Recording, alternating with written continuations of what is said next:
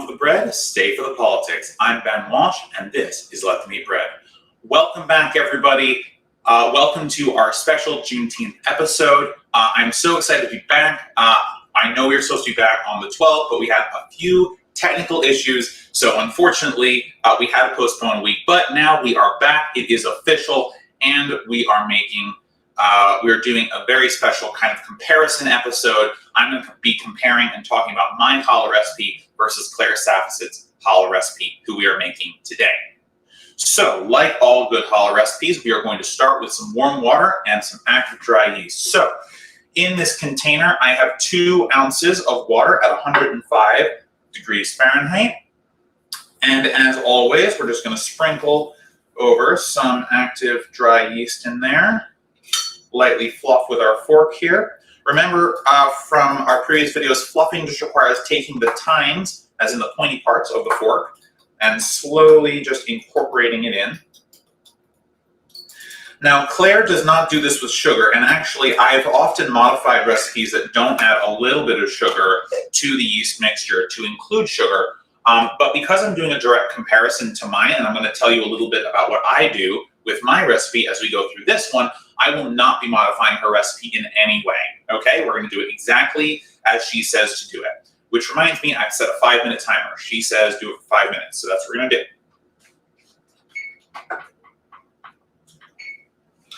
All right, so we're going to let that sit for 5 minutes. In the meanwhile, we're going to start to combine some of our other ingredients, and I'm going to talk about the types of ingredients that Claire is using in hers versus the ingredients that I use in mine.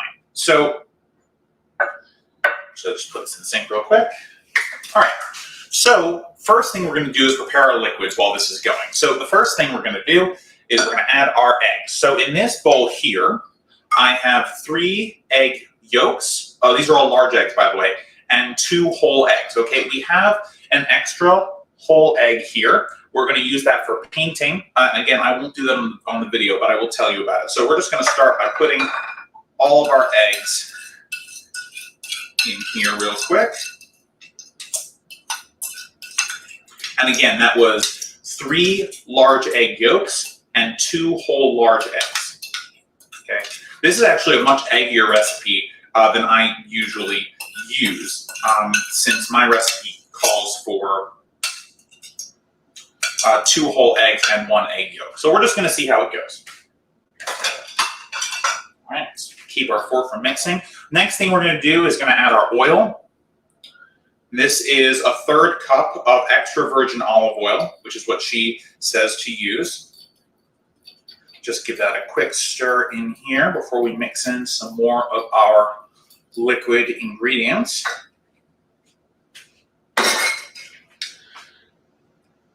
Next, we have a new ingredient to the show, tahini. Tahini is a sesame paste. And we are going to be adding this to our recipe since Claire uses it in hers. Now, this is very likely to give our bread a little bit of a nuttier flavor, as tahini is wont to do. This recipe also calls for sesame seeds to be put on top of the bread before you bake it. And given the image that she uses in her book, I'd say her dolloping of sesame seeds is fairly generous. Now, if you don't love sesame seeds on bread, you do not have to take that step. But what it is going to do is it's going to continue to augment that really nice nutty flavor that you're getting from the tahini. Let's just start with what the tahini looks like, a nice little brown liquid here. And so the amount of tahini we're using is a 1/2 cup of tahini. So this should be enough that it will alter the flavor of the bread. So the thing about this bread that's different from mine is that a lot of the flavor in my recipe comes from either the type of honey itself and some of the other things that are in there, whereas Claire is using very specific ingredients to make her challah taste a certain way. Okay. Next, of course, we need our sweetener. Challah is a wonderful sweet bread, and it wouldn't be the same without a sweetener. We have 1/2 cup of honey here. This is just around the same amount of honey that I use, so no worries there. So you can see as I'm mixing this that I'm actually struggling to kind of mix this in a little bit. This is creating a very thick liquid, a very thick wet ingredients. And there's very little water in this. As I mentioned, there's only about 2 ounces of water in this whole recipe. So that's going to give us a challah dough that kind of feels very dry. So we're actually going to be very conservative about the amount of water, about the amount of flour that we use to counteract these liquid ingredients because of how viscous they are. We just want to make sure that we are not drying out our bread, because if we dry out our bread, it's not going to rise as well. It will form, I don't know the exact name of it, but it's like a hard, dry crust on the outside and it'll stop it from rising. I use a lot of liquid, specifically a lot of water in my recipe in order to counter a large amount of flour that's in it.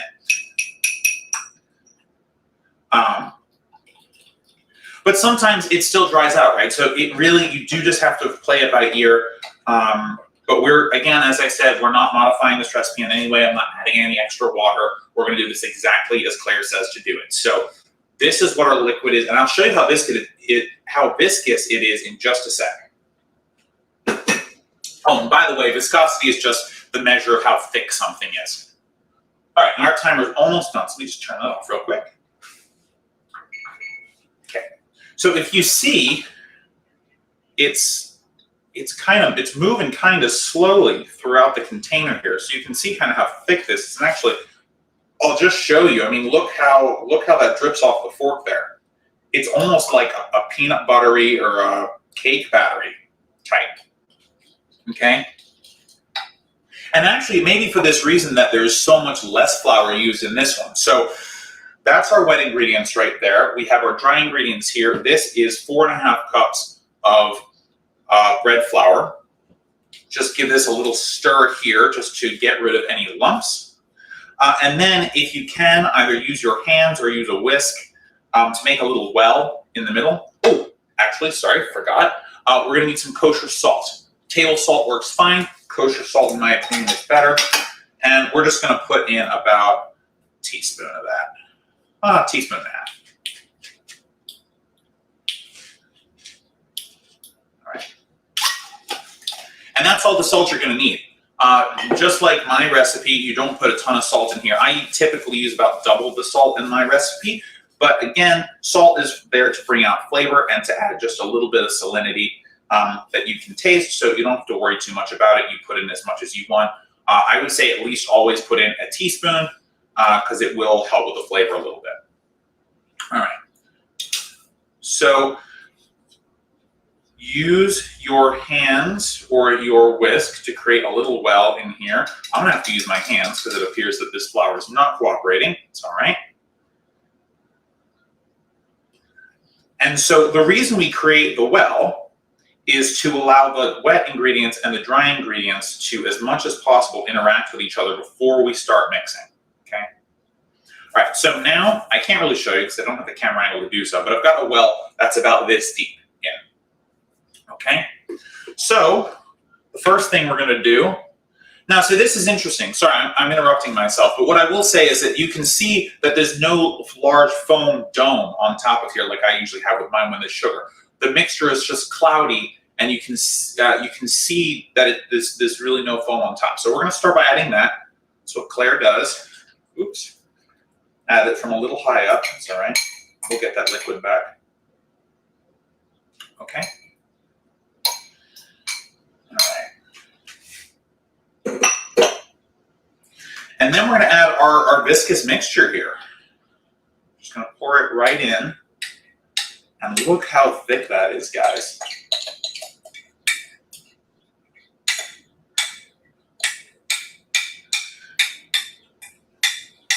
So I'm trying to get all of this because I really am convinced I'm going to need every last smidgen of liquid for this recipe because there's so little water in it.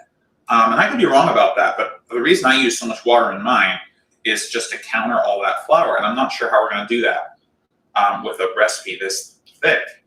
But we're going to try it. We're just trying it. Also, as usual, if you have any questions about bread or politics, please feel free to use the chat on the live. Obviously, if you have a question or a comment after, please leave a comment on one of the videos. I read all of your comments. I read every comment that comes in. Even those spam ones that YouTube flags, I still read them. I mean, I don't click on the links because, it wasn't born yesterday or anything, but like, I try and look at everything that's posted just to make sure that I'm not missing anything you guys are saying. All right, so I'm starting to stir this. I'm using a fork here. You can use a wooden spoon.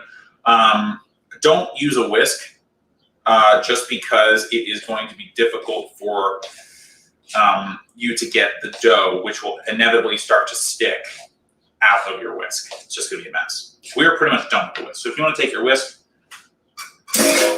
and chuck it in the old sink, you're welcome to do that.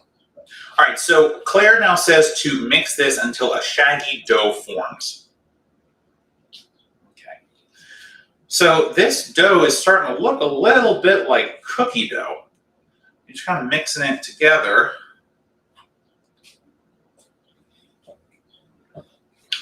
So you can see kind of it's starting to get,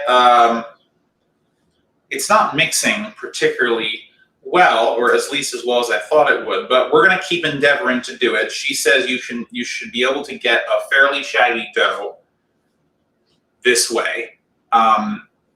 So we're going to keep working on it. She also says to knead it in the bowl. I don't really like to knead in bowls. I much prefer to knead on a board. But as I said at the top of the episode, we are doing it her way. So, all right. So I think I've mixed this all I can really mix it for now. You can see that there is some semblance of dough here. It's nice and warm, but there's also lots of flour left over. So I'm going to just take little clumps of it at a time, fold it over onto itself. So if you need to see what I'm doing, take a look here. I'm just grabbing some of it and pushing it, trying to expose the wet parts of it to make sure that we are still incorporating flour here.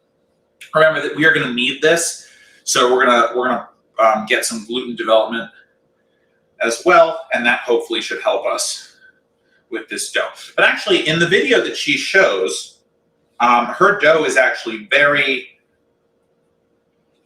not dry, but her dough is kind of very shapely and doesn't look like it moves well. It looks like it's a tougher dough. That's the word I'm looking for. It doesn't look as soft as a challah dough typically is.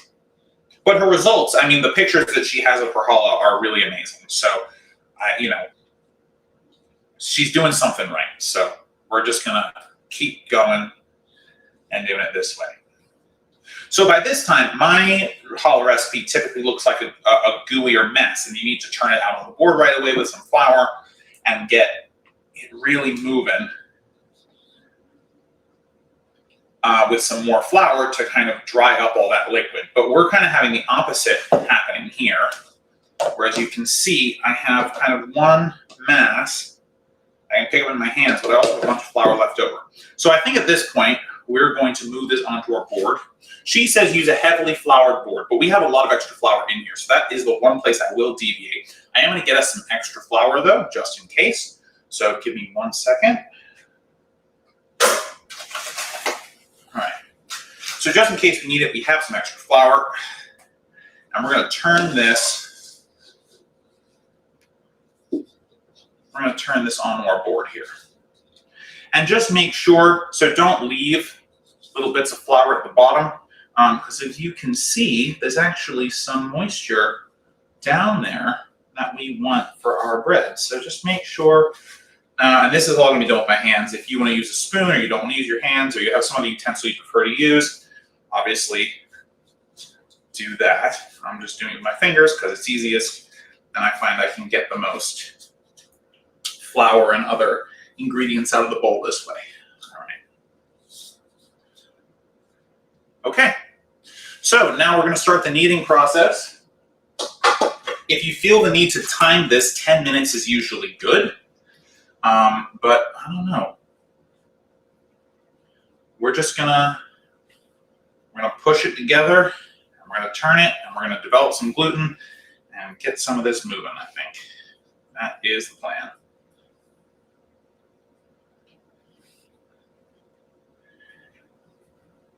So just remember, when you're working with kind of a drier batter, like a drier dough like this, just keep focusing on it. Right, combine things, develop gluten.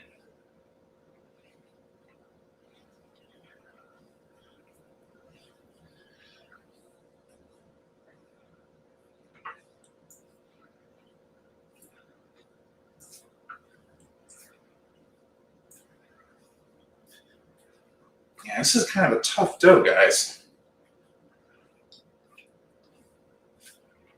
All right. Trying to form some of this together, but it's just not taking particularly well.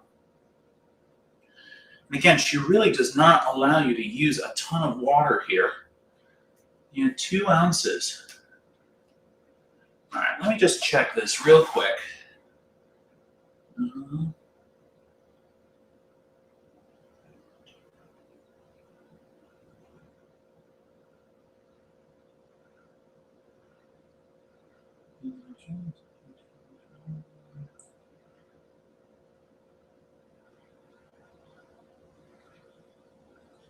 Yeah, this is all she says to do. She doesn't say to add anything else to it. So, but this is not giving the consistency that she has in her videos. So I'm wondering what's happened here. What I might do, guys, is just add a little bit of water to try and salvage this, because this is very dry. I think that's what we're going to try and do. So this is kind of a bit of an emergency thing here. So forgive me, because it should not be this dry. So I'm just going to put a little bit, I'm going to sprinkle a little bit of water on this. Give me a quick second. Because I don't think 2 ounces is enough, guys. I just don't think it is. All right, we're going to do a little bit of water here.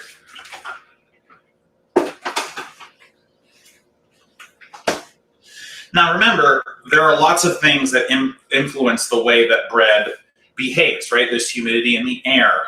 Now I have central air, and that tends to dry things out, right? So if you're in a humid environment, and you're making bread in a humid environment, you might have better luck, because it's going to be more water in the air.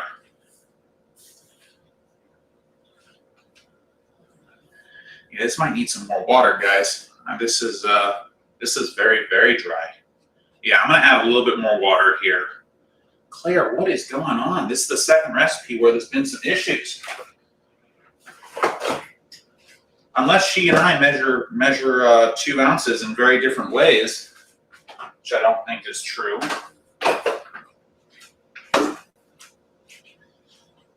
But,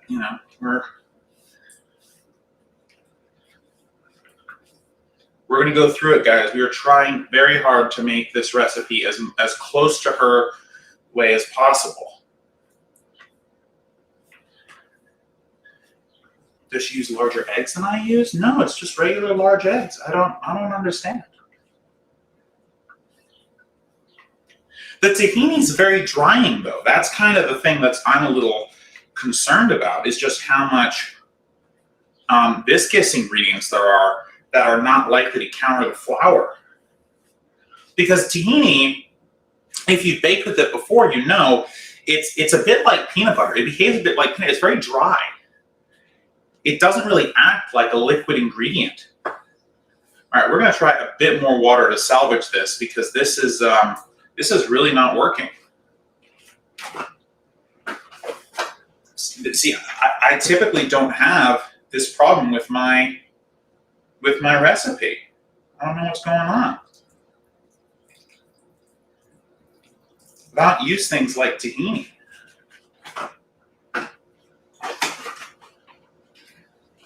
And I use a lot more water. So we're just gonna, now it's not gonna look particularly nice, unfortunately, at least for a little bit, but we're trying to rehydrate the bread from kind of low hydration levels. So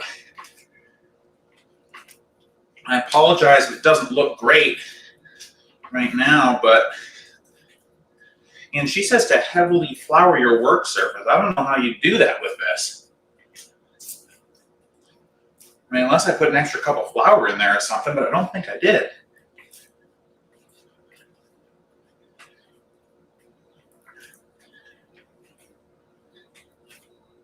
All right, we've got a little bit more moisture in here now.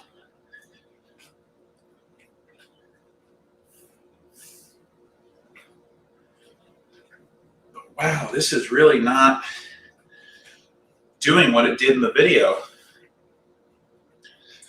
Claire, you and I need to have some words after the brioche and after this.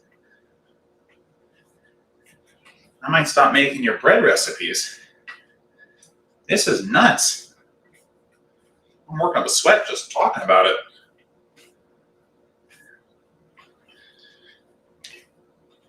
Yeah, she says that this bread should be sticky and clingy. It just isn't. I mean, I've had to rehydrate this, 3 times now? You can see that I'm just using my regular technique here for kneading. I'm just, pushing out, trying to stretch the dough, create some gluten.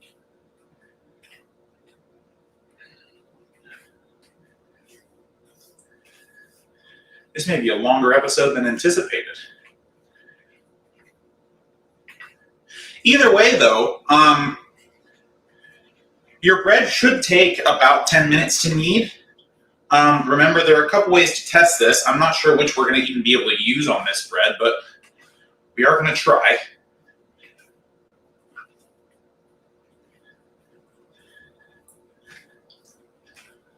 Yeah, I think I need some more liquid in this, because this is not, it really isn't doing it.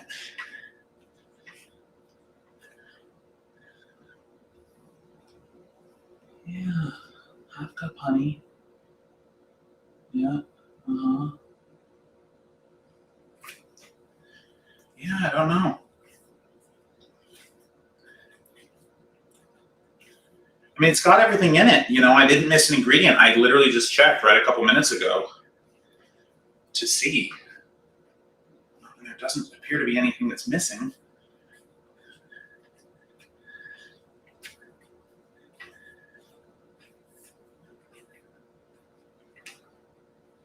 So it does now seem to be absorbing a little bit more of everything else that was on the board.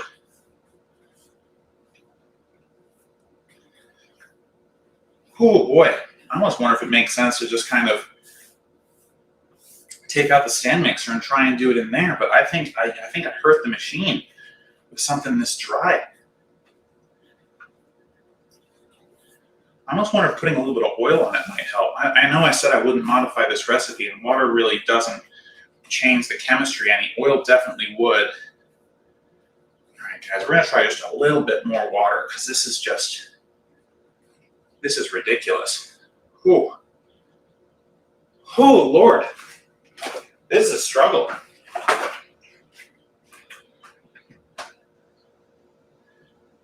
Claire, I don't know what you're doing that you're not telling us, but something is different about the way you make it.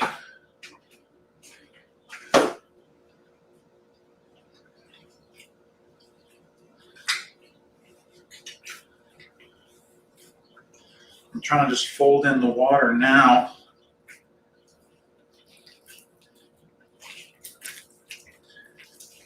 And again, it's not going to look pretty on the board for a little, so I apologize to those of you who are viewing.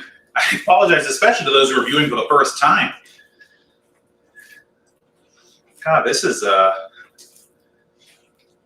little upsetting. All right, so now we have some hydration in here, but now we need that hydration to act against something. All right, here's what we're going to do. We're going to add a tiny bit of flour just to give it something to knead on.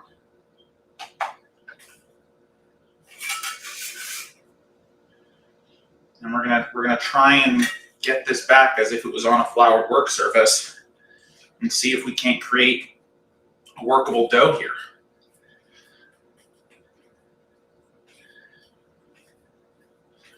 All right, a little bit better. So So just for context, I've added probably about a quarter cup, no, more than that. I probably added about a half cup of water now to this recipe. And now it seems to be cooperating a little bit. Yeah, so now it's cooperating a little bit. It's still a very tough dough, and I'm not sure how we're really gonna get it to do the right thing here. But so you can see now that I'm able to knead it a little bit more.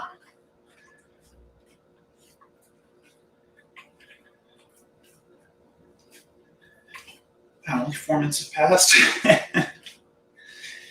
Yikes. All right, so now we're making some progress. Yeah, I think you need to add about half a cup of water to this, guys. Guys and gals, folks. I'll use folks. Oh, happy Pride Month, by the way. I know, a bit random, but it is in fact Pride Month. All right, so you can see now, here we go. There we go, all right. After much trials, many trials and much tribulation, we have kind of a semi-workable dough here. It's not soft, it's not even tacky. I'm not sure what this is gonna do when we set it to rise. Now, Claire says this is a slow riser, but it's very hot in here. So we're going to leave it for an hour, just see what it does. I'm hoping this is salvageable, guys. I really do, folks. Sorry. I really hope this can be worked with. I'm a little nervous about that. Put our spare end over here. This. Cool. All right. Well, it was a bit disappointing, our first episode back, huh?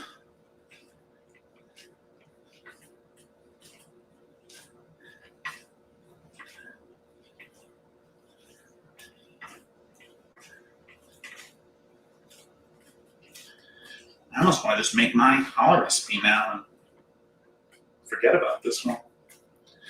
But we already have some dough, so we can't really just abandon it that quickly.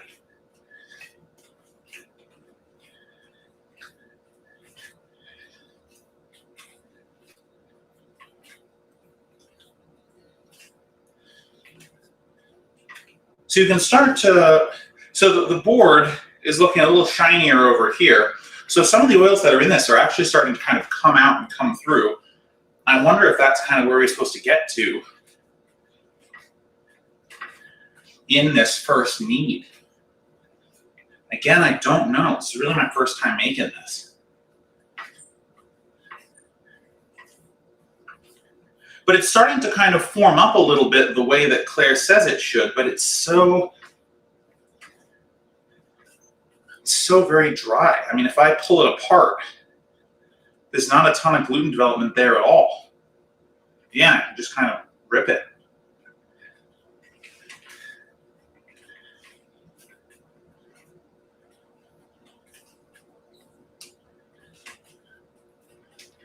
I'll incorporate those pieces back in. This might be a bread you just use for toast.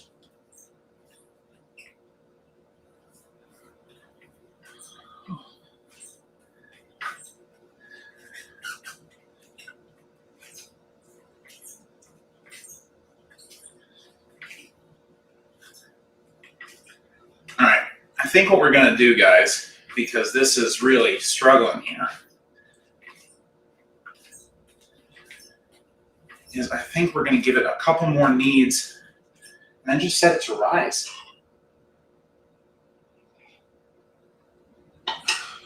Goodness, excuse me. I'm so sorry, guys. This is really embarrassing.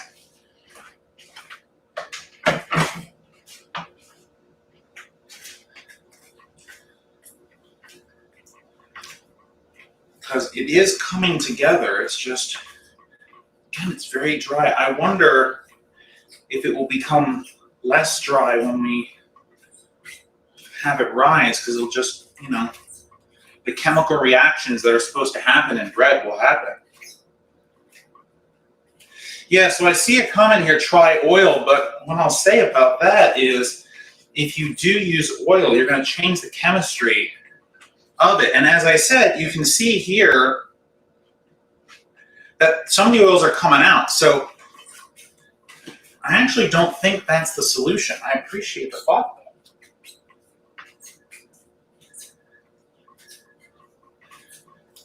All right, so I'm going to try and kind of create this into one cohesive mass. But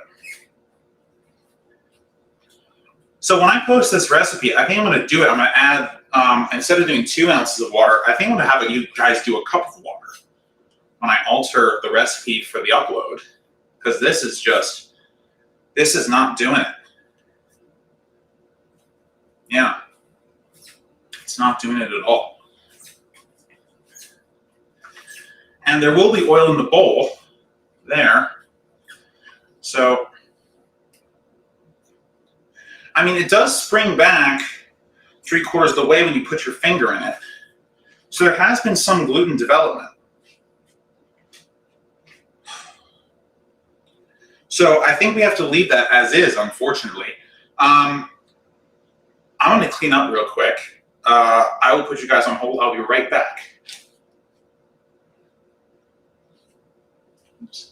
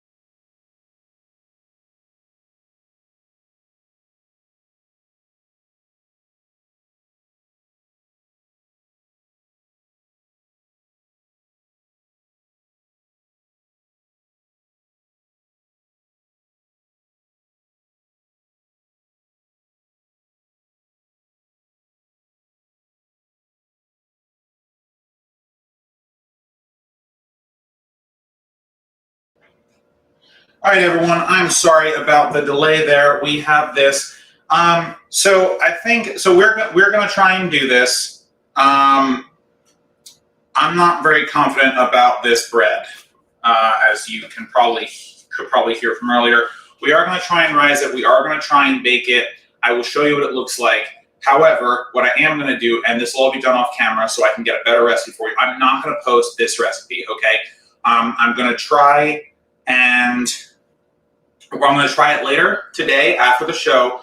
I'm going to do a whole write-up of what we did differently from this recipe, and then we'll put the real recipe, the recipe that actually works, up with the videos. Okay, so I apologize. We are still going to try and do this though. So to that end, we're going to need a bowl for rising. We're going to put a little bit of olive oil in here. Again, we're just kind of hoping that this rises up a little bit, so we'll see. I don't know for sure. It's a very dry dough. So as usual, use your fingers. Just kind of create a little bit of seal on the bowl here. Not seal, sorry. Just use the olive oil to create a light layer so that when it rises, if it rises, it doesn't stick. All right, and then we're going to take our dough, we're going to coat it in oil so it doesn't dry out, although it might be too late for this dough. But we're going to try. As I said, we are going to try it. All right. Then we're going to cover this with plastic wrap. Let me just rinse my hands real quick. They're coated in oil.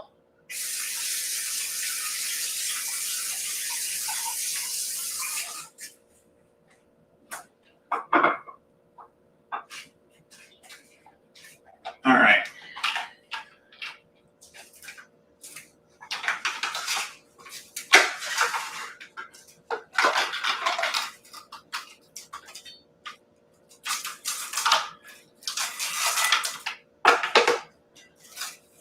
Maybe this book has like a DLC or something in it. We can try and figure out what happened wrong with it. So I'm going to set this to the side. As usual, throw your towel over it.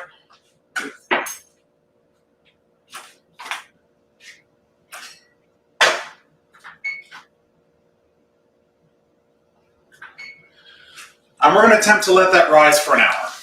Okay.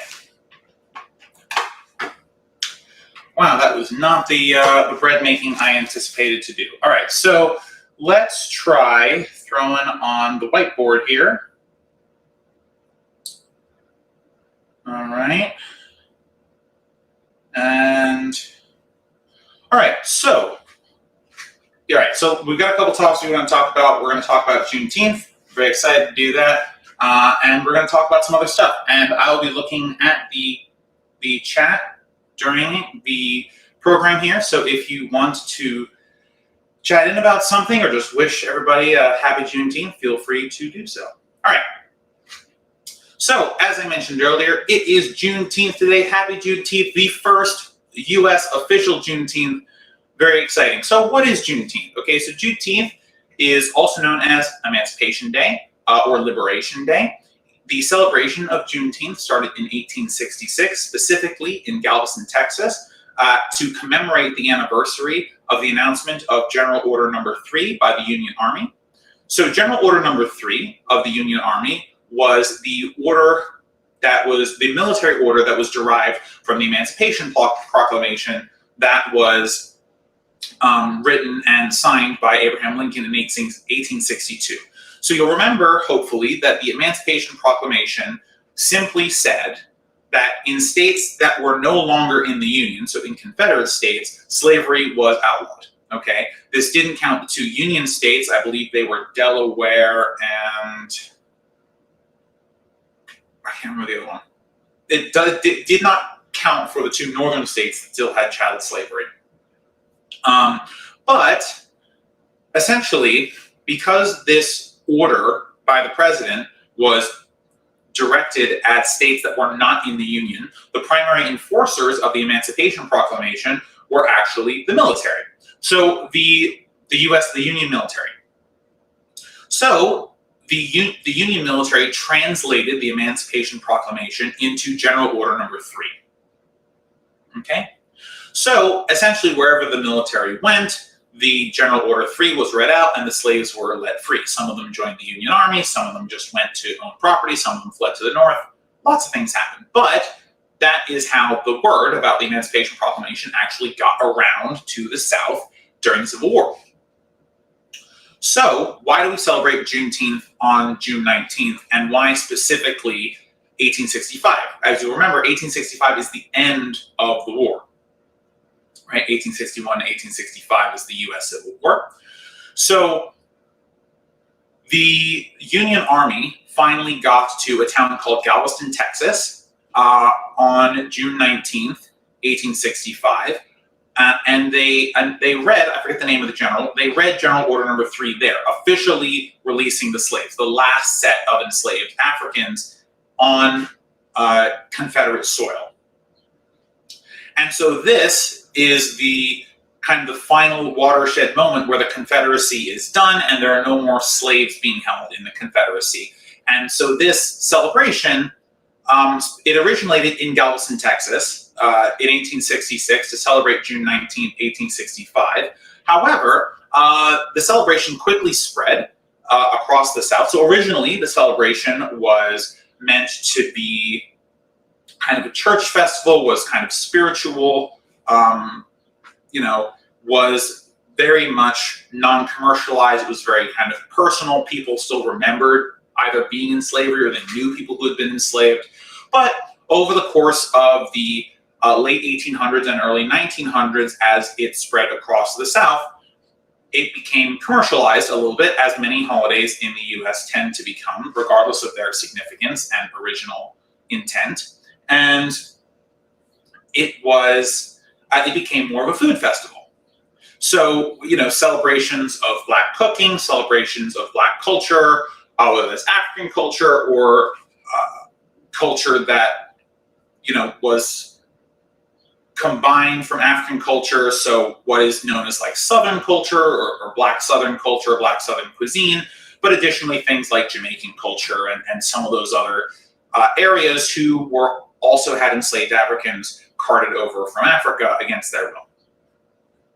So, Juneteenth wasn't really an official holiday in the US for a very long time. And just this Thursday, June 17th, 2021, Joe Biden signed an executive order, I think it was an executive order or a law. It doesn't matter. Joe Biden signed into being that Juneteenth will now be a federal holiday. It'll be a holiday just like any other. Hopefully you'll get off for it, and you can celebrate Juneteenth. And this is really exciting. It allows for America to kind of officially recognize Juneteenth. Hopefully the event will be taught in schools and things like that. So if you're looking to celebrate Juneteenth, it became a food festival. So I think, in my very humble opinion, that one of the best ways that you can celebrate Juneteenth is to eat food from Black-owned businesses. And if you do not know any Black-owned businesses in your area, there are two applications that, no one's paying me to say this, by the way, there are two mobile applications that you can use to help you find Black-owned businesses, specifically Black-owned eateries in your area. So the first one is Eat Okra. It's available at eatokra.com. I believe it's also available on the App Store, whether you're on iOS or Android, which I guess is the Google Play Store. And there's Black and Mobile.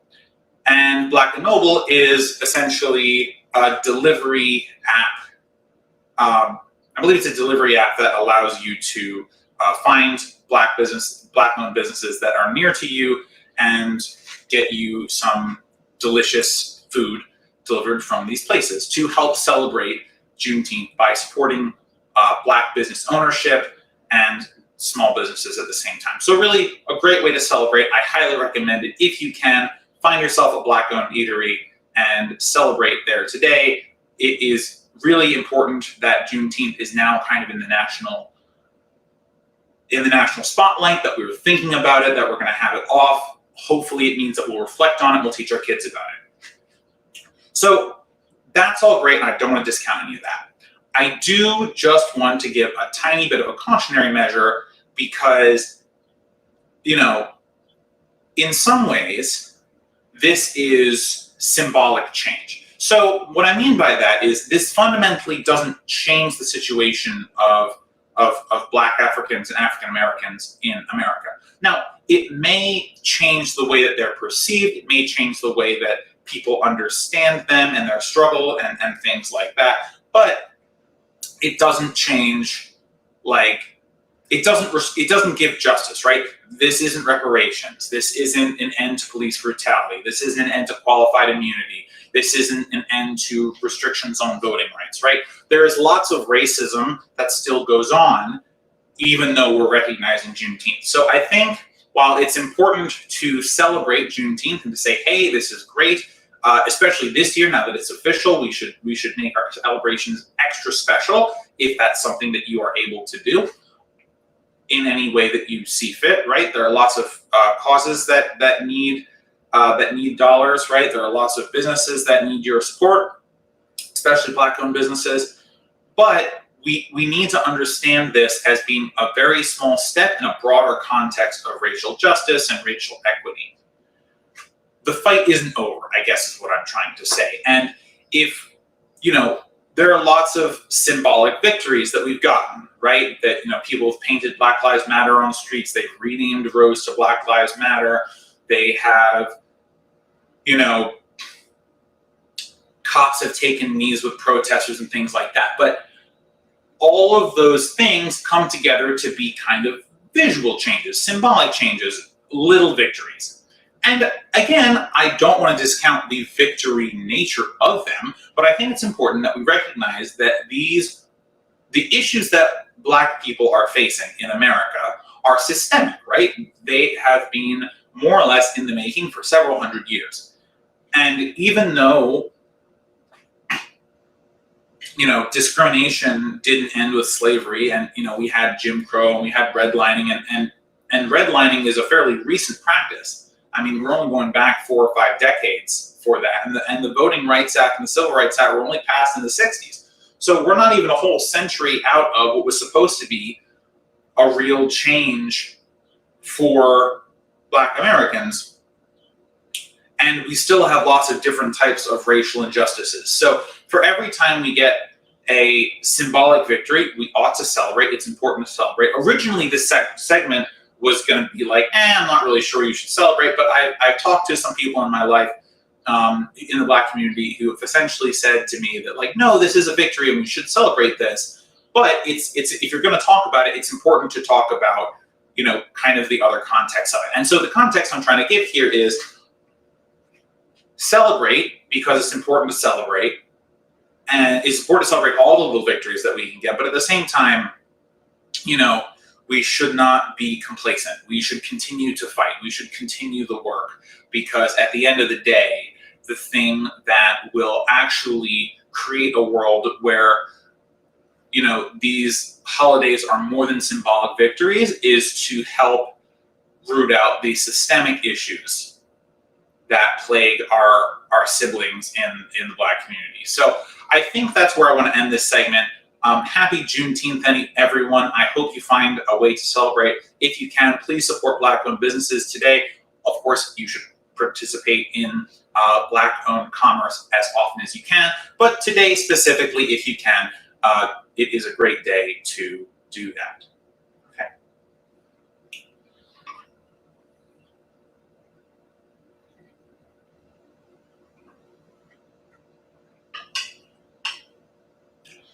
So, very different topic, and I'm a couple weeks late on this, but Vice President Kamala Harris went to Guatemala a few weeks ago, I think it was 2 weeks ago, essentially to discuss how we can stop Guatemalans from making the very dangerous journey from Guatemala to the US-Mexico border and seeking asylum here. So if you don't know, essentially there are large streams of migrants who come from South America. Guatemala is one of the countries that they typically come from.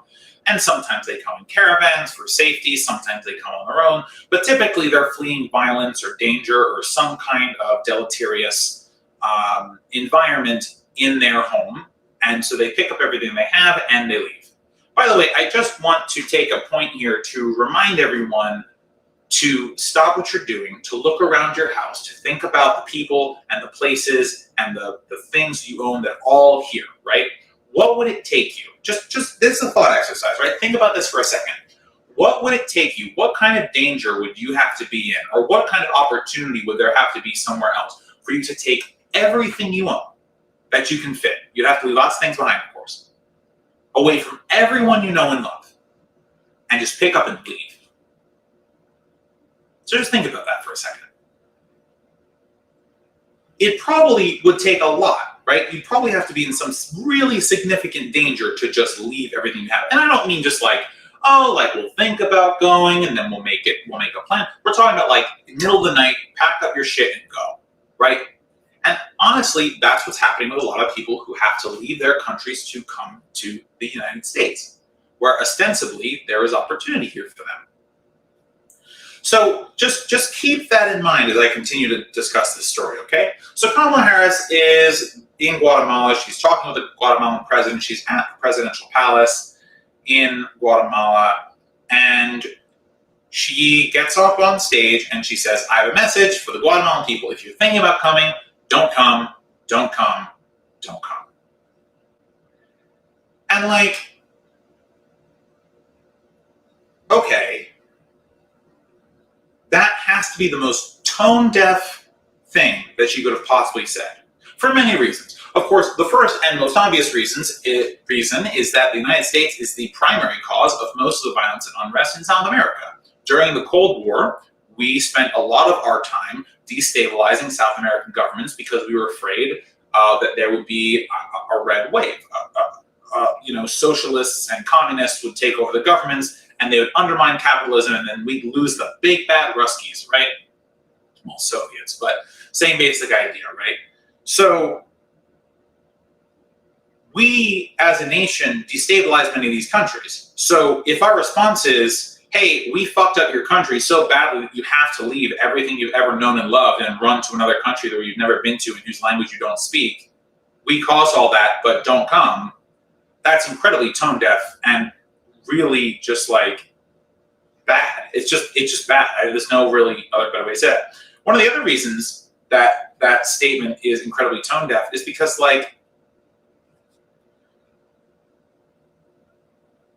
the situation in their country isn't any better, right? So forget it's our fault for a second, right? So let's just pretend for 1 second that the US didn't cause this. Guatemala and these other countries kind of went and became violent all by their lonesome.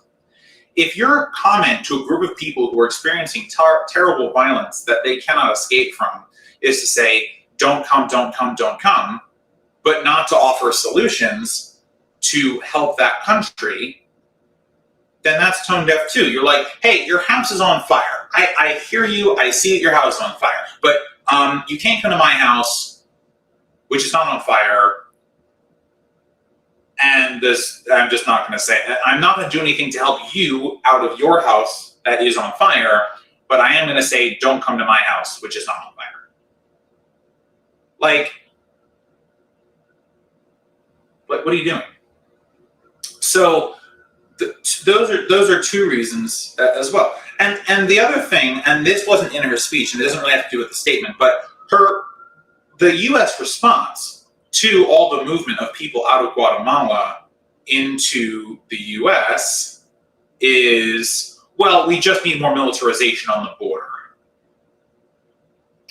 Sorry, I thought we voted Trump out of office, right? I thought we had kind of like gotten rid of the vicious and racist and militarized border policies. Did we do that? Did we do that? Anyone? No, we're gonna double down on militarization and carceral policies and putting people in migrant camps. I'll remind you, by the way, the Biden administration did reopen a migrant detention facility, one of the worst. So like, hey, remember that like Democrats are supposed to be empathetic thing or whatever? Like, could you remember that in your speech to the Guatemalan people and not say, hey, actually, not only is your house on fire, you can't come to our house, but we're going to stop you from coming to our house with guns.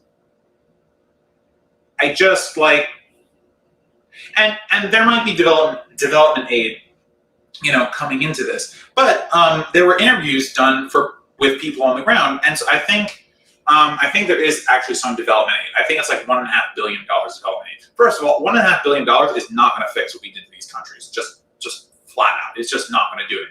There are fundamental restructurings of these countries that we're going to need to do, or that we're going to need to provide resources for, to really pay reparations for the amount of shit fuckery that we engaged in when we were there,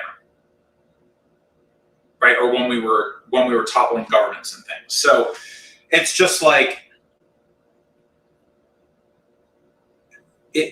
it's just so tone deaf on so many levels.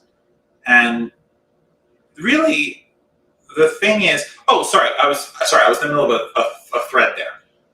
So, there's also corruption issues, right? So even if the $1.5 billion was going to be enough, which it probably isn't going to be, but let's just say for a minute it is, there is fear by the general population that the money will never get to them because there's lots of corruption, right? By the way, now we may not be able to fix all of that, but we may have created the culture of corruption by the types of clandestine activities that we engaged in, right? So again, I can't prove that, and I don't know that for sure, but we're going about this entirely the wrong way. I mean, what we need to do, and by the way, the answers are in front of us. It's not like this issue is so complicated that we don't know what to do. We did this before. So after World War II, we took Germany and Japan and we executed the Marshall Plan, named after General Marshall, I believe, who essentially posited that, hey, if we spend a lot of money to rebuild these countries that we have been at war with and bombed, we can make them our best friends ever. And guess what? That's what happened. We spent a ton of money. Now, mind you, we fundamentally changed some things about these countries, right? Japan was fundamentally kind of restructured from the ground up with American dollars. But at the end of the day, Japan is one of our strongest allies. Germany, one of our strongest allies. And we did that by giving them money to rebuild and helping them rebuild and facilitating a rebuilding of those countries. That was the reparations that we paid to Germany and Japan for the things that they had done, that we had done to them during the war. Like, nuking Japan twice and all the fighting and bombing and stuff we did in Germany. But at the end of the day, we were able to turn those relationships around. We were able to make it so that those countries loved us. So what is a solution to turn around the situations of the countries that we messed up during the Cold War? Well, it's simple. We just do the Marshall Plan. We've done it before. We have that muscle, right? We just need to work it a little bit. And we can actually turn these around. We could make these countries great allies of ours. We could make it so that if we really don't want migrants coming, and quite frankly, I think that's not a great position anyway, but if that is our position as a country, we could actually stop them from coming by fundamentally improving their lives in their country. People don't just up and leave their country for funsies, right? Like, think about the thought exercise I had to do at the beginning of this segment about what would it take you to leave? A lot, right? So, but if your life is going well and there's lots of opportunity around, you don't feel the need to pack up all your belongings and just go to a place you've never been with a language you don't speak. This isn't difficult. It just requires us to spend money. And by the way, sure, the easiest pushback to that is, well, the Republicans are never going to do it. Okay, fine, but the Republicans aren't in charge right now. The Democrats are in charge right now, albeit, barely. But we have to have why is it that they can't adopt these positions? Why is it that we can't do these things? If Republicans were really serious about stopping immigrants from coming to the U.S., they would make the lives of these other countries, make the situation in these countries better, because then people wouldn't come. People come where it's better. If it's not better here, or if it's great where they are, they're not coming, right? They're definitely not coming in the numbers that they're coming now. So the solutions are in front of us. It's not difficult, but we need a Democratic Party that fights, and it doesn't. and we need a Democratic Party that actually thinks like this. Hey, what have we done in the past that's worked? Like, why is that so difficult for us to do? I don't understand it. And then, of course, you're sending the vice president down to say, don't come, don't come, don't come. With all the context I've just given you, now you can look at that statement and you can say, wow, that was terrible. Don't do that. And I think that's the correct response. And I think if you have the context that I've just given you about what we can do, what we have done, what's going on right now, then you can see a statement like that for what it is. Useless and unhelpful. And I hope that, and I've seen there's a lot of backlash, because I know I'm very late to this party. So I'm hoping there's enough backlash to this that, someone somewhere has some deep thought about how we should be going forward with these types of situations in future. Because truthfully, this is not how we should be doing it.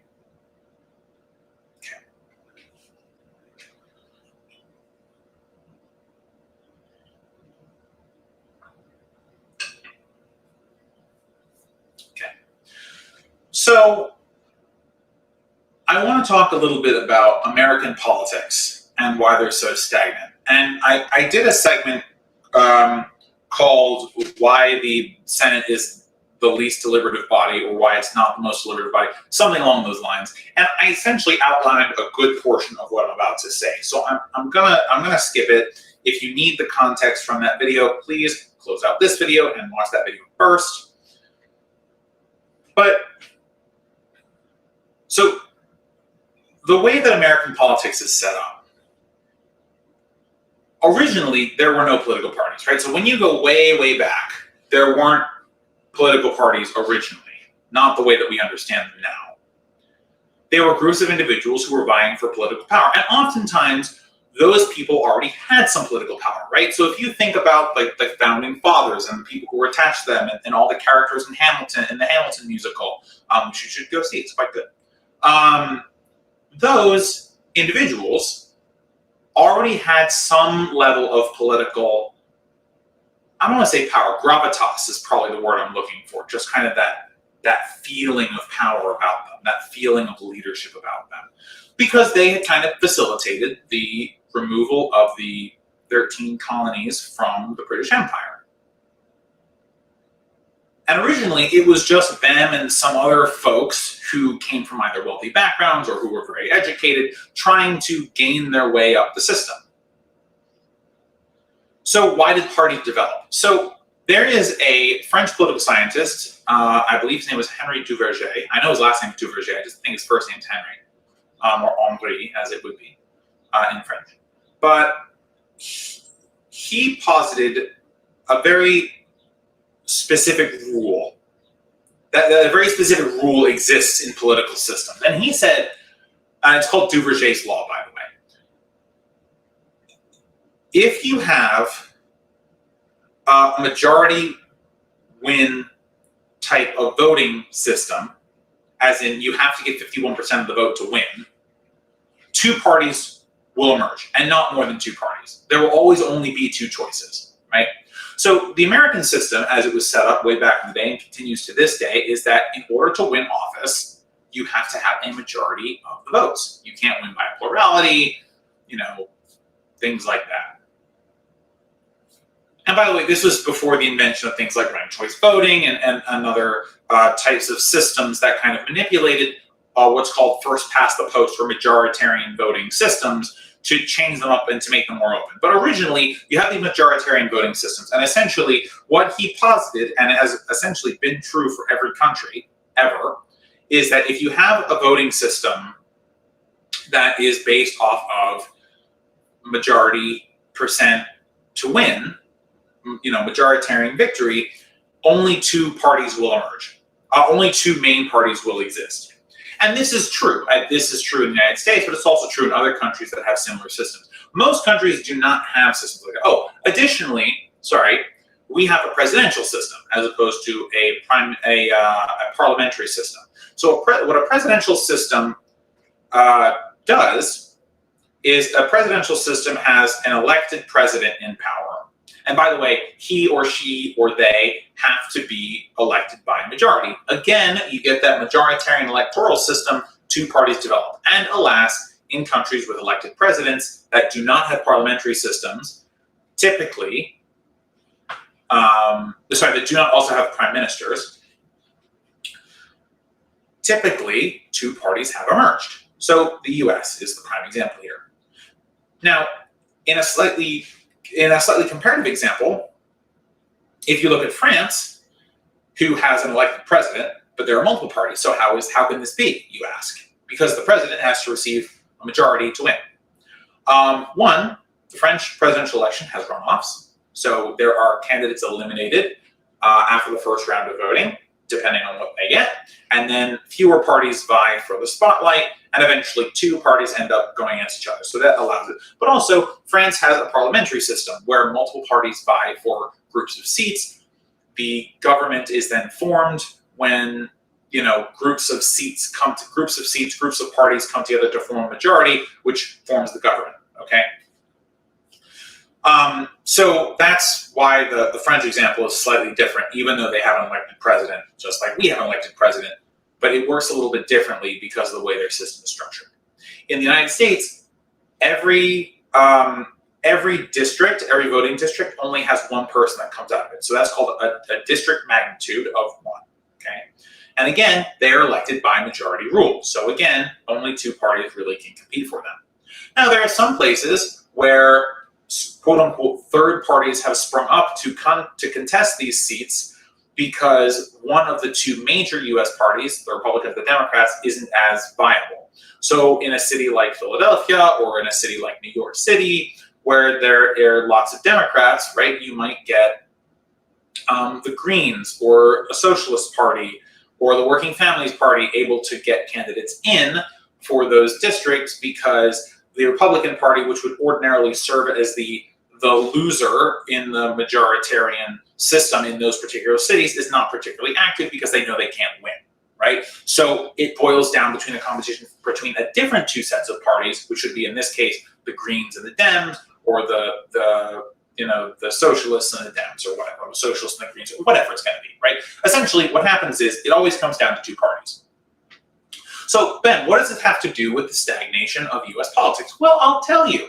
So, in presidential systems, there is, what happens is negotiation for who gets into government essentially happens before the election happens, right? So the parties have lots of power to decide who gets to go up on the ballot, right?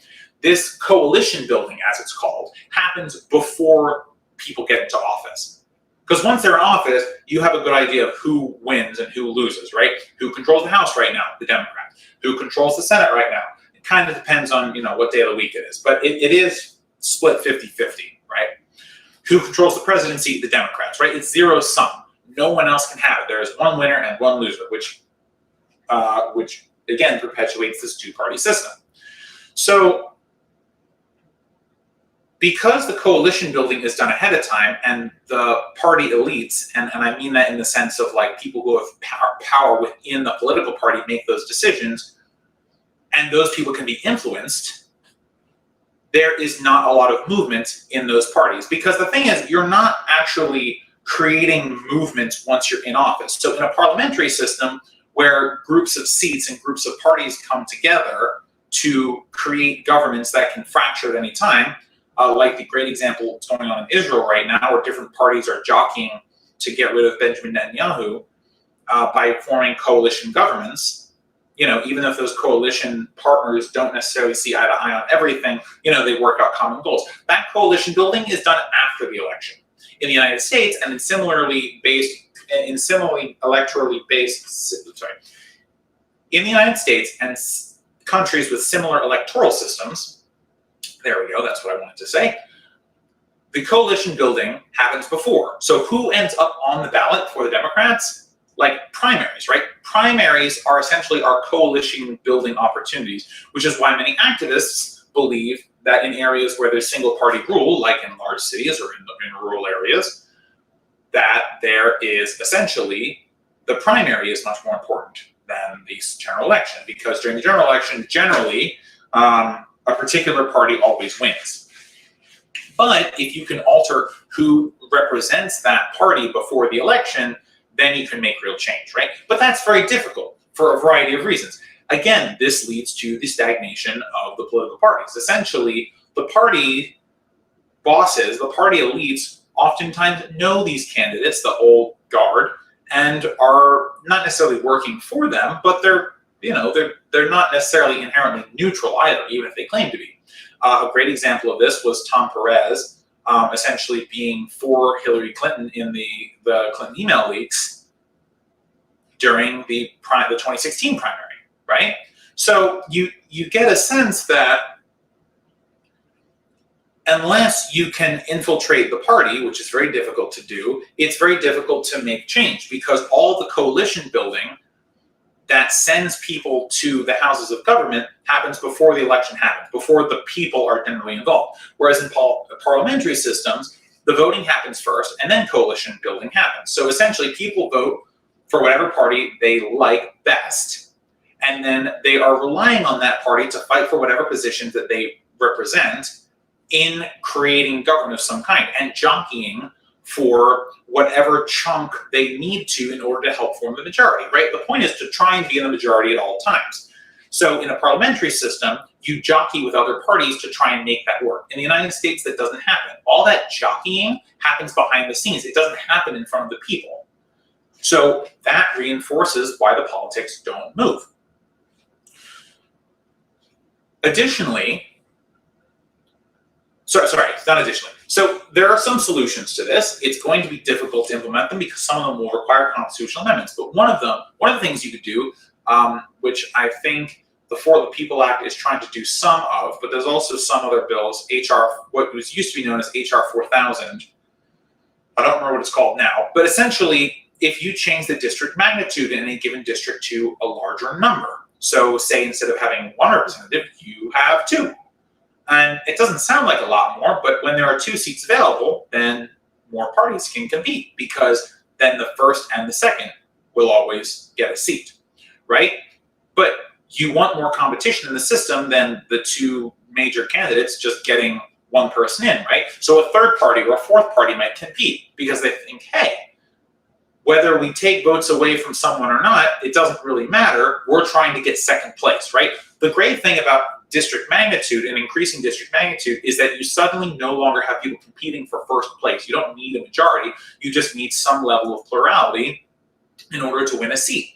And this allows you to campaign differently, to strategize differently, and to not have to build coalitions beforehand. You can build your coalitions afterwards, because you then send a smattering of people of different ideologies and parties to the House of Government during where they can coalesce on particular issues. You actually could keep a lot of the system the same. Obviously, there are larger issues about who has political rights and not and whatever, but you can keep a lot of our system the same. Just increasing district magnitude would help introduce new parties to the American discourse, which would, by the way, make the discourse less stagnant, because there would be less reinforcement of this kind of old boys club, as it is called, even though it now includes old girls as well, I suppose.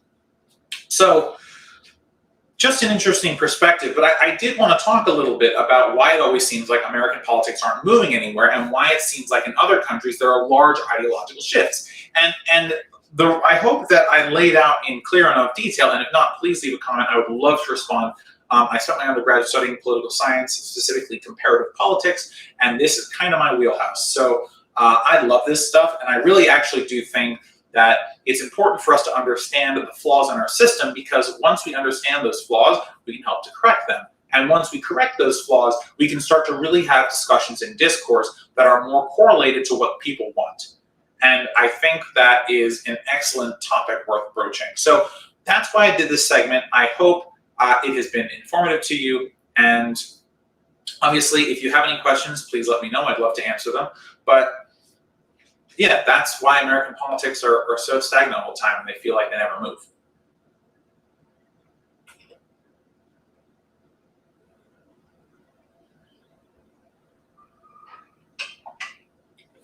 Okay.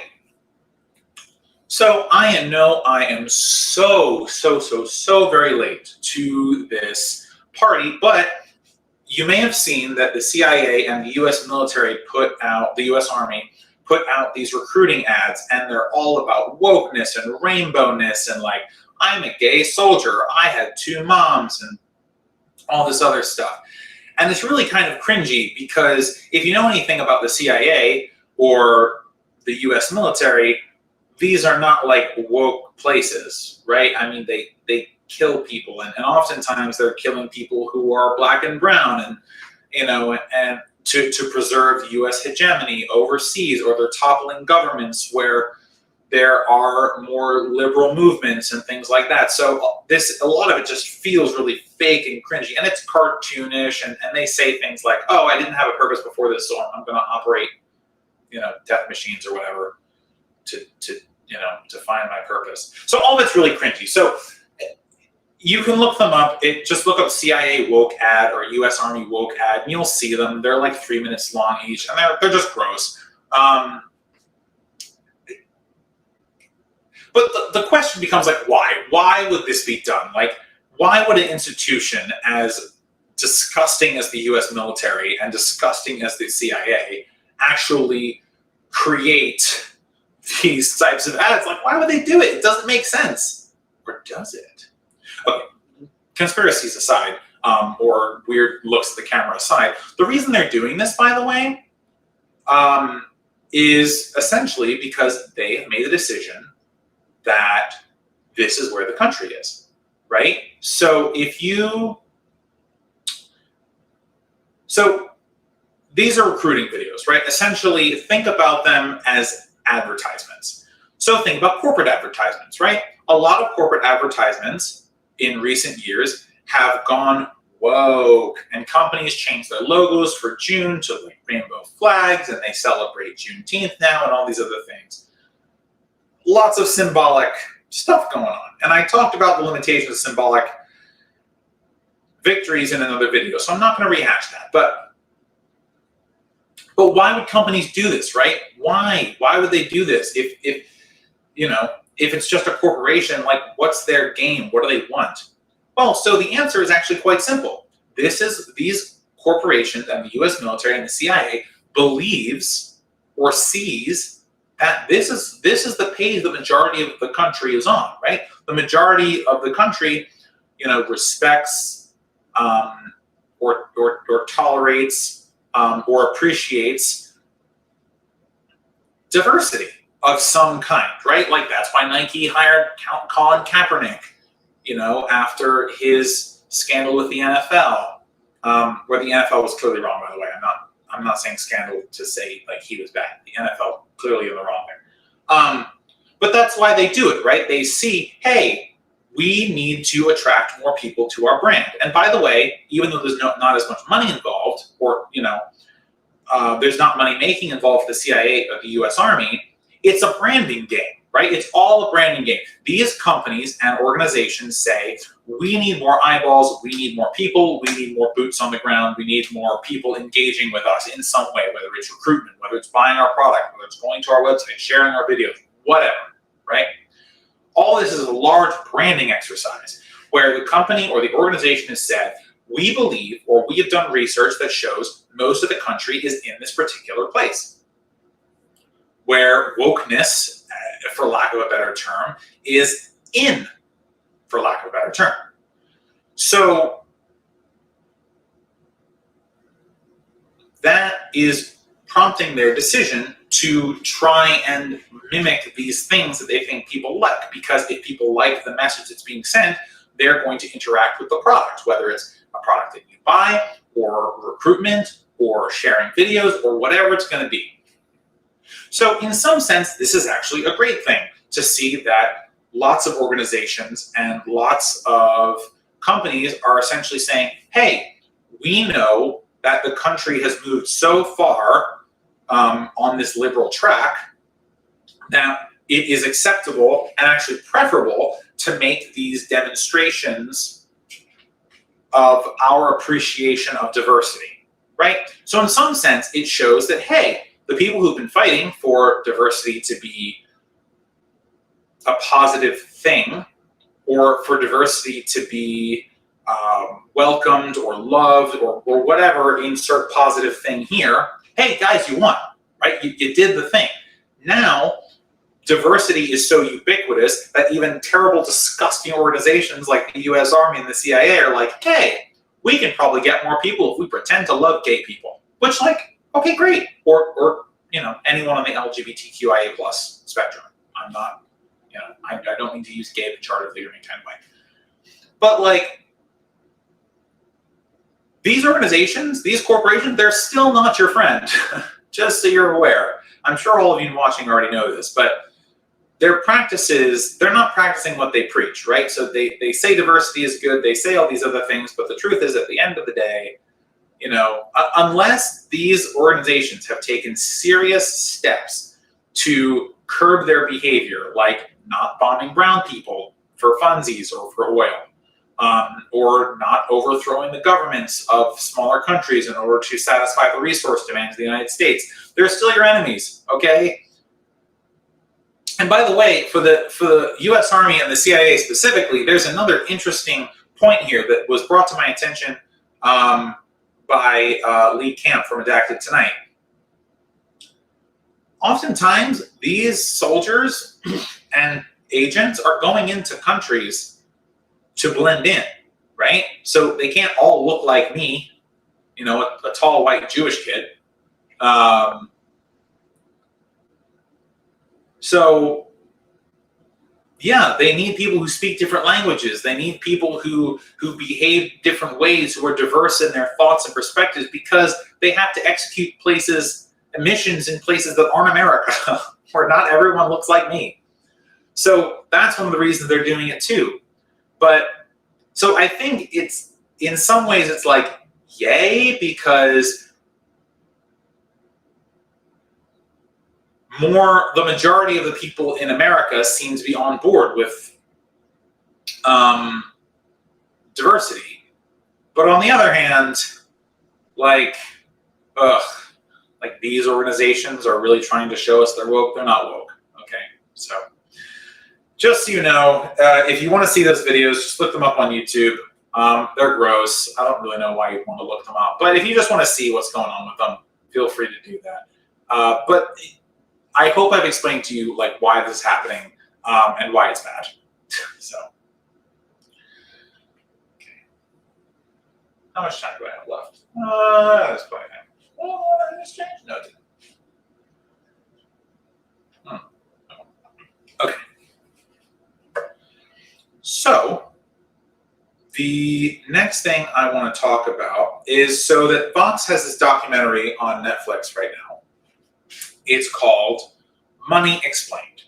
And in the course of this show, they talk about 5 topics. Each episode's like 20 minutes long, and they go over 5 different topics that they're just trying to explain to the general population, like what's going on and why these types of things happen. So the 5 subjects are financial scams / crimes, what's to do with credit cards, student loans, retirement, and gambling, okay? So I'm just gonna respond a little bit to this show because I think the show did a pretty good job of diagnosing some of the problems without really offering the types of system-changing solutions that someone who's sitting in my shoes, both as a socialist and someone with a significant amount of student debt, would want an informative show to give people. Okay, so I'm going to attempt to kind of break some of that down. So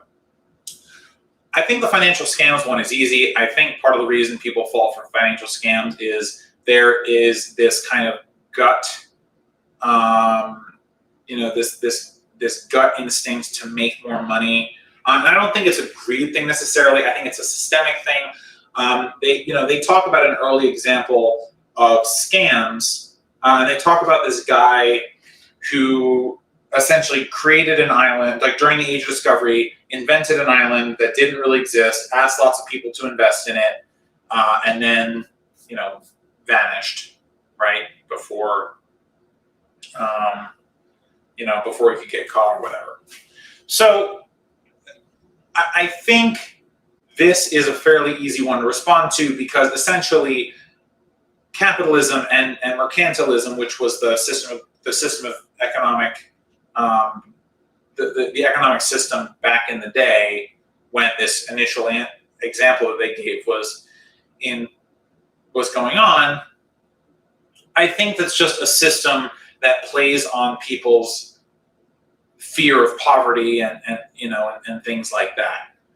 So the idea is like, hey, there's an opportunity to get rich quick, and getting rich or making money is hard. Like, 'cause we have to work, we sell our labor to capitalists or mercantilists or whatever to pay rent and to do all these other things to keep ourselves alive. And it's a lot of work, and work kind of sucks. And like, well, if there's a way that you didn't have to work, you just get rich by manipulating the system, then like, wouldn't it be great? Because then you wouldn't have to work, and you wouldn't have to sell your labor, and you could live a happier life, right?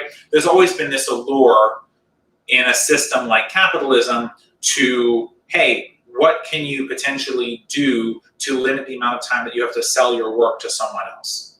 Okay, so I think that's a fairly easy one to respond to.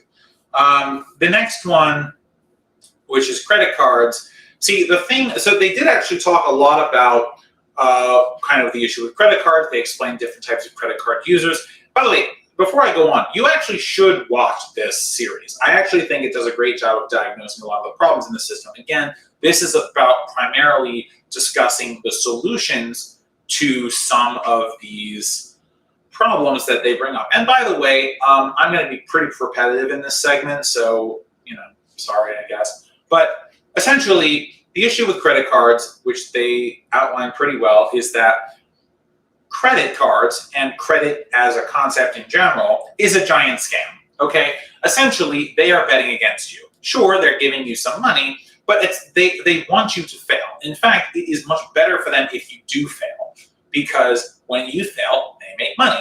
The worst people for them are people who, take out a certain amount of money and always pay it back on time and never generate any interest for the company, okay? So the whole thing is a scam.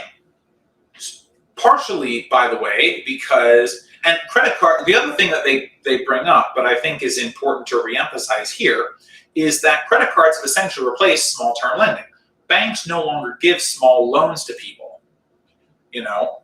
Banks only typically operate in these larger loan spheres, because the idea is, well, we can just give them a credit card and then they always can take out that loan, because that's what a credit card is, right? It's just it's a month-to-month loan, more or less. And they can always take that out, but hey, this time, if they don't pay it back on time, we can gamble against them, and we can kind of set up the system in such a way that when they fail, we can make lots of money. And by the way, we can make their failing cyclical, because the loan is perpetual, right? The balance is always carried over. They can always spend more on it. Whereas if the bank gives you a loan instead and says, here, Ben, here's $500, I only have that $500 that I can spend. At some point, I have to pay it back, true, and some interest. But the thing is, like, that's a short-term gain for the bank, right? They give me $500. I use it for whatever I'm going to use it. In theory, I make it back plus a little extra, and I give the bank that. They made a little bit of money, true, but that's the end of the transaction. Nothing else happens. Now, of course, if I default on that loan, they can chase me for it, and they might make some more money there. But they've also lost some money because I'm not paying them back, right? With a credit card, they get rid of this issue because the loan follows you forever. They can put interest on it, but they can also encourage you to spend more money, even if you don't have that money, which is a lot of what happens with the credit cards. So, which, by the way, is kind of what makes credit cards so very worrisome. But, so why is this all happening, right? Why can banks do this? One, because they're not really regulated in such a way that says they have to make small loans. And two, because even if they were, you might still have the problem of people needing to make small loans over and over and over again. So you could actually have lots of short-term gains for the bank, even if they weren't allowed to essentially substitute credit card issuances for loans, for small loans, okay? So what is the solution here? How do we get out of this cycle of recurring debt and poverty? Well, the government, of course, has to regulate these banks a little further to allow for small-time lending to happen. But also, and more importantly, the government has to take steps that people aren't always adjacent to poverty, right? Part of the reason that this issue exists, that people take on so much personal debt, is because we're always adjacent to poverty. Even people who make good salaries, if they have debts or other things that they have to pay off, and there's not a ton of money for them at the end of the month, and they can't save money for a rainy day, which most Americans cannot do, then you get to the issue where they're always adjacent to poverty, where people are just one terrible thing away from being on the street. And this fear drives us to spend money that we don't have, which makes lots of profits for these banks. So an easy solution to this, lots of government investment, or UBI, plus we need regulations to make sure that these banks are required to either be more clear about what they're doing, but also, more importantly, there should be regulations that force banks to give small loans to people. Or if the banks aren't willing to do it, set up the post office as a bank. The Bernie Sanders had a postal banking system idea that would give small loans to people. By the way, if you did that, you would undercut credit card companies. One of the reasons that bill is destined to fail, unless there's some super majority of lefties in there, is because every bank is going to fight against it, and every credit card company is going to fight against it, because by creating a postal bank, you inherently undermine all of the shenanigans that they pull off, whether it's the lack of small loans thing that I discussed earlier, or other shenanigans. But the postal bank would be the most successful bank, accessible bank in the world, because essentially every zip code in America has a post office. So every zip code in America would have a bank where you could take out a small loan at a very low interest rate. The government can just print money. It doesn't have to compete with banking rates, right? And it doesn't have to make money, was the other thing. So postal banking is really the solution to the credit card issue. But of course, credit card companies and banks are going to fight against that. So the next part of it that they talk about is student loans. So they do talk about the changing of the burden for student loans from state governments to individuals and students. Okay, fine, great. That makes sense. Thank you for telling us. Yes, when Elizabeth Warren went to school, and I only use her because she has given her college numbers many times and I have them memorized at this point, it cost her $50 a semester, right? Very reasonable. You could make that kind of money working at McDonald's. And by the way, back in the day, many people did. But the reason tuition could be that cheap is because the federal government and state governments poured a ton of money into education. Part of this was because we really needed people to have college educations because we were competing with the Soviet Union for educated persons. But at the same time, it was just seen as a public good.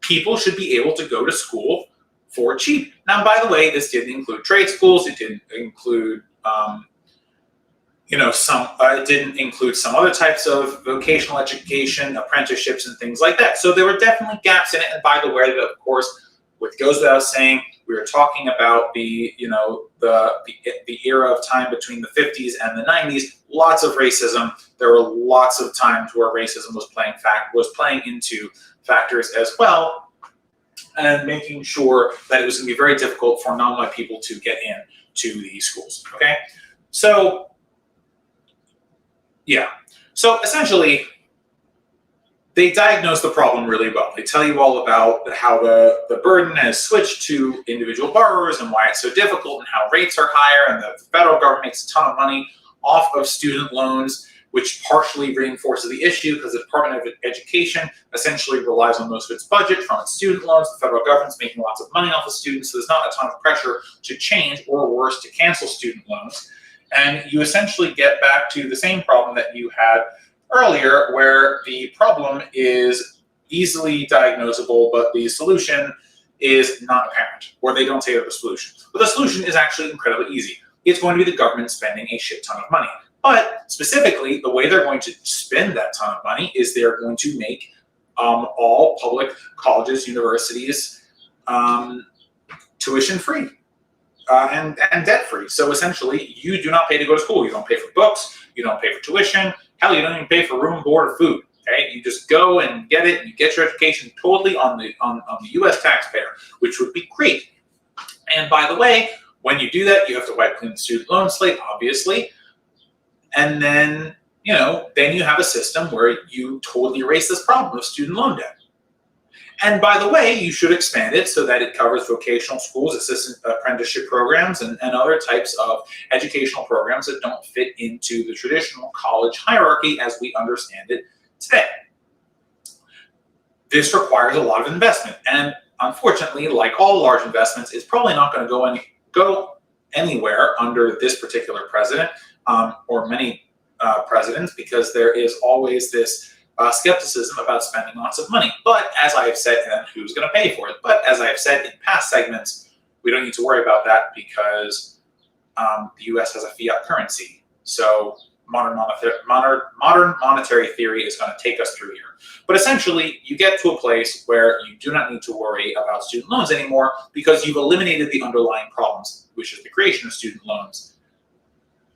Okay, so the next part of this that they tackle is retirement. And I'm probably not going to talk about gambling. Gambling kind of falls under the get-rich-quick type of financial scam things that I was talking about earlier. So I will close out today's segment with retirement, and we'll just go from there. Okay, so, and actually, given our time constraints, I'm just going to turn this off, the timer off now, because we will actually just get through this, and then we'll be done. So give me 1 second. Okay, so essentially, why is retirement so difficult? So we have Social Security, which is great. And actually they go through a lot of detail to talk about, again, you should really watch this series. They go through a lot of detail to talk about kind of where the funding for money comes from.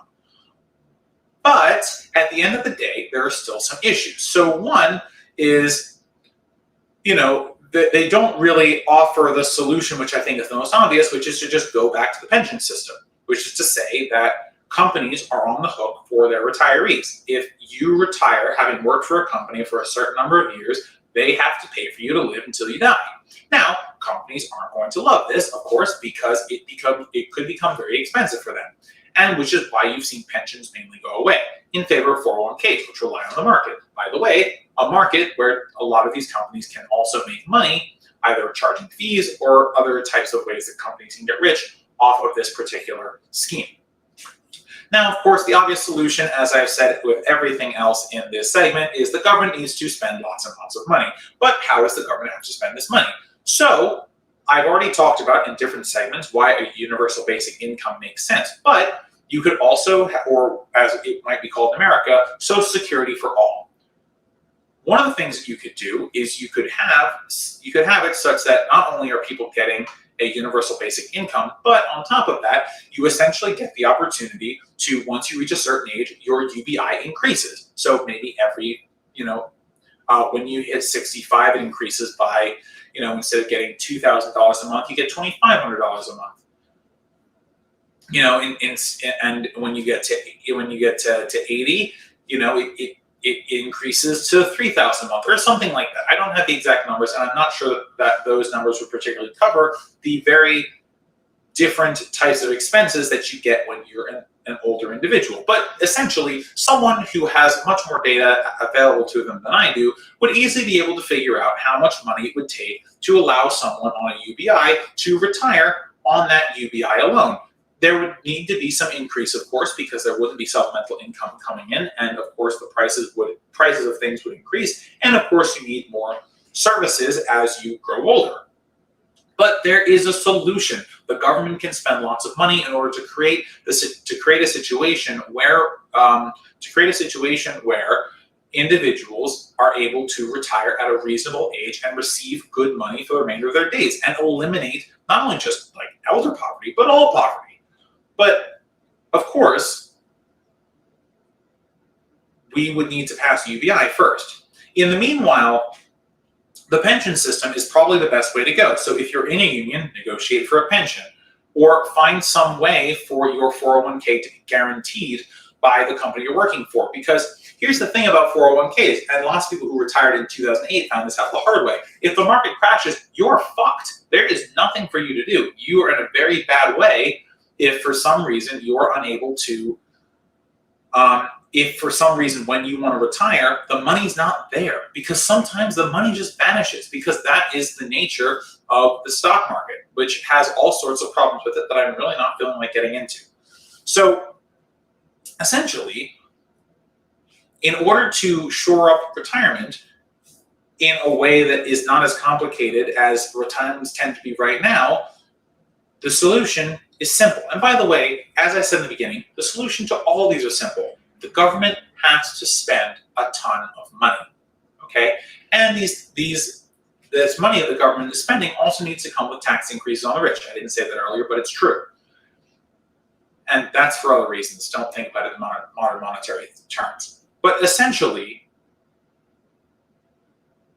to sum it all up, Fox did a really good job of identifying 5 major financial issues that Americans face today and diagnosing the problem in very exquisite detail. And they really do a good job of their diagnosis. The problem becomes that they're not thinking about the solutions in terms of system changing. And when you don't think that way, you don't eliminate the underlying problem. I'm hoping that the solutions I gave you today show that I am thinking about it from a solutions-based perspective, where you undermine the system that creates the problem in order to create a more permanent solution. Okay.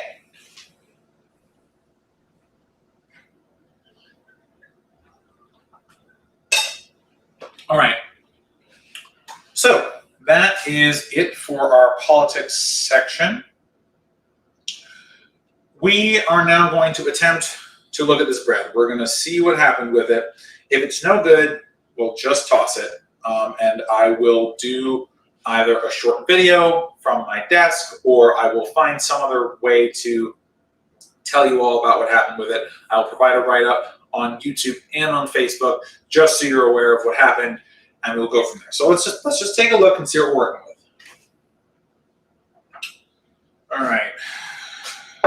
Big reveal, and it has not done anything. Let me just feel it. Oh boy, this doesn't look good, guys. I think we're gonna have to abandon this guy here. Ooh, yeah, this is no good. I'll put this over here. I can reuse this bowl for when I make this again. Oh yeah. All right, guys. Well, this is going to go in the trash. I'm sorry. But I tell you what, we will make a new version of this bread. We will make a better version of this bread, and I will post a write-up. I will post the correct recipe, because clearly the recipe in the book is flawed in some way. I apologize for those of you who are following along with your ingredients. I hope that you did not struggle too much with this. What I'm going to do is this bread making portion will not actually post it to YouTube. Okay, so because it was a waste of ingredients, I don't want people to get through the video and realize that it's no good. So I'm not going to post bread making this week. You'll get the stream like you always do. You'll get the political segments like you always do. But instead, I will either make a short video from my phone, or I will make a short video some other way explaining what we did differently here. And so hopefully you understand. My apologies that this is the way that we came back. Next week, I promise we will have a better recipe for you. I have a great freeform white bread recipe with instant yeast that I'm going to make. It is really a great recipe. I'm very much looking forward to sharing it with you, and we will do better next time. Don't make this as it is right now. We will get you a better recipe for a better loaf of bread. All right, that is the end of this episode, everyone. Thank you so much for watching. I really appreciate it, and I will see you next time. Take care, everybody.